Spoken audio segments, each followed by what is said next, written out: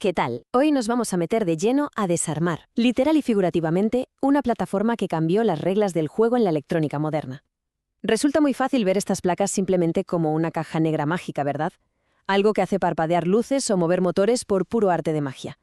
Pero nuestro objetivo de hoy es raspar esa superficie. Vamos a explorar la rigurosa arquitectura anatómica que esconde su hardware y su código, para entender exactamente cómo la electricidad se convierte en lógica y, al final del día, en acción física. Para lograr esto, nuestra ruta de hoy va a ser súper directa. Primero, veremos el cerebro del sistema. Después, el código y cómo manipula los registros físicos. En tercer lugar, repasaremos los protocolos de comunicación y cerraremos con la fuerza bruta, es decir, el control de los actuadores. Bueno, vamos a entrar en materia. Empecemos explorando el núcleo de la máquina, ese hardware que funge como el cerebro central. Imagínense que el chip principal, como el famosísimo ATmega 328P, no es nada más un componente suelto en el circuito. O sea, es literalmente una ciudad informática completa empaquetado en un pedacito de silicio. Es un ecosistema autónomo que trae su propia unidad central de procesamiento, su memoria, temporizadores, convertidores analógico-digitales y periféricos de comunicación. Y claro, no está solo. La placa le da todo el soporte vital, como un regulador que le garantice esos 5 voltios perfectos, y un chip puente que agarra las complejas señales USB de nuestra computadora y las traduce a un lenguaje serial que este cerebro sí puede entender de forma directa. Ahora, para que toda esta inteligencia opere, necesita memoria, pero muy bien organizada. El chip divide su capacidad en sectores súper específicos. Tenemos la memoria flash, que es básicamente la bóveda a largo plazo para el código. La apagas y no se le olvida nada de lo que programamos. Luego está la SRAM, que funciona como la mesa de trabajo activa. Aquí es donde se manejan las variables y los cálculos rápidos en tiempo real mientras todo está operando. Y por último, la EEPROM, que es como una pequeña caja fuerte para guardar configuraciones persistentes que, pase lo que pase, tienen que sobrevivir cuando se desconecta la energía. Pero, fíjense, toda esta maravilla se quedaría congelada sin un pulso que le dé vida. ¿Ven ese número? 16 MHz.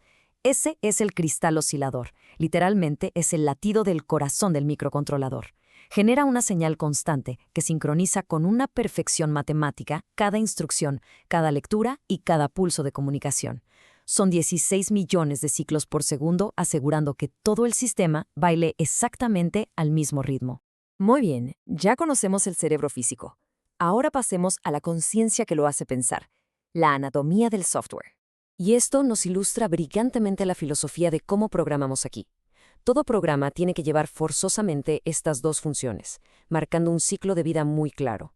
La función setup prepara el escenario. Se ejecuta una sola vez al arrancar para configurar pines e inicializar las comunicaciones. Y justo después le pasa la batuta a la función loop, que es donde vive la lógica principal, ejecutándose una y otra vez de forma indefinida. Es una estructura pensada exactamente para sistemas que no pueden darse el lujo de dormir. Cuando escribimos comandos en este código, es bien fácil pensar que el software es algo abstracto como que flota en el aire. Pero no hay tal cosa. Comandos como asignar el modo de un pin o encenderlo tienen una traducción física y directa. En el fondo, estas funciones se están escribiendo en registros de 8 bits que están mapeados dentro del hardware. Si declaras un pin como salida, físicamente alteras un registro llamado DDoR. Si mandas un estado alto, cambias un bit específico en el registro port.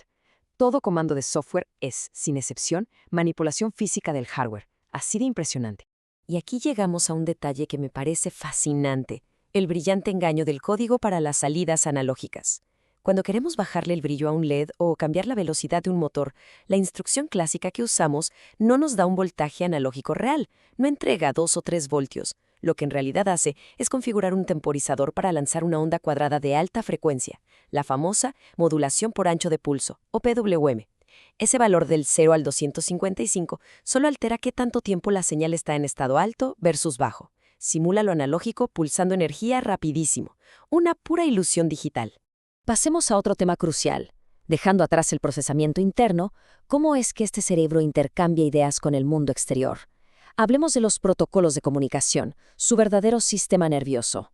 Si ponemos frente a frente a estos 3 grandes caminos de comunicación, empezamos a ver que todo es un balance entre velocidad, cables y qué tan complejo queremos hacer el circuito. UART es el más básico. Usa solo 2 cables, es asíncrono y requiere que ambos lados se pongan de acuerdo antes en la velocidad. Por otro lado, SPI es el velocista. Es síncrono, usa 4 cables y va rapidísimo, ideal para actualizar pantallas. Y en medio tenemos a I²C, que es como el diplomático.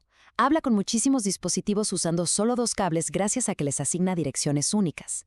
Pero el truco aquí es que a fuerzas necesita resistencias externas llamadas pull-up, porque sus dispositivos solo saben jalar la señal eléctrica hacia abajo, no pueden levantarla por sí mismos. Ok, pasemos a la última fase, la fuerza. ¿Cómo agarramos todos estos datos y pulsos eléctricos y los convertimos en movimiento mecánico real? Vamos a ver los músculos físicos. Aquí hay una tensión dramática en el diseño que es absolutamente fundamental. Nuestro cerebro es un genio, pero físicamente es muy, muy débil. Un pin de salida apenas nos da unos 40 mA como máximo. No tiene la fuerza bruta para arrancar un motor o activar un gran relevador de forma directa. Si intentáramos conectar algo pesado directo al pin, bueno, freiríamos el chip interno en cuestión de milisegundos. Fin de la historia. Justo por eso es indispensable meter intermediarios, verdaderas etapas de potencia que funcionen como músculos. Para algo simple como un LED, basta una pequeña resistencia para limitar la corriente y no quemar nada. Pero para cargas pesadas necesitamos usar transistores NPN que funcionan como interruptores electrónicos gigantes donde una señal súper débil del microcontrolador permite el paso de una corriente enorme. Y si queremos que un motor vaya para adelante y para atrás, metemos un puente H, como el famosísimo L298N, que literalmente invierte la polaridad dentro del circuito. Fíjense cómo una misma señal digital cambia de significado dependiendo de a quién se la mandes. Ya vimos que el PWM normal varía su ciclo para simular más o menos voltaje en un LED, pero si le mandas esa señal a un servomotor, las reglas cambian por completo. El servo necesita una ventana estricta de 20 milisegundos y dentro de ella un pulso diminuto de entre 1 y 2 milisegundos. Para el servo, ese pulsita no es potencia, es pura información. Le está dictando una coordenada, una posición angular exacta que su circuito interno tiene que alcanzar. Bien, hemos cubierto muchísimo terreno, desde las memorias hasta los motores. Vamos a juntar todas las piezas y sintetizar los conceptos clave de este viaje. Recapitulando las revelaciones más grandes que descubrimos hoy. Primero, el software y el hardware son uno mismo. Los comandos de código alteran directamente registros físicos de memoria. Segundo, para entender el mundo real, el convertidor interno agarra esos 0 a 5 voltios y los traduce a una escala entera perfecta de 10 bits, de 0 a 1023. Tercero, nuestras salidas analógicas no son reales, son una ilusión del PWM y los temporizadores. Y cuarto, para comunicarse, la sincronización de tiempos es una ley absoluta. Es una arquitectura donde reina un rigor y una precisión totales. Todo esto nos deja con una pregunta que, la verdad, vuela un poco la cabeza. Si manipular simples registros físicos, cuadrar estrictamente protocolos y armar etapas de potencia es lo que se requiere para hacer funcionar un microcontrolador que parece súper básico, ¿se imaginan las colosales sinfonías de código y electricidad que se están orquestando en este preciso momento para controlar nuestros autos, la infraestructura industrial y todo el mundo automatizado que nos rodea? El entendimiento de todo ese inmenso universo tecnológico empieza justo aquí, con estas bases. Muchísimas gracias por acompañarnos en esta exploración a fondo. Hasta la próxima.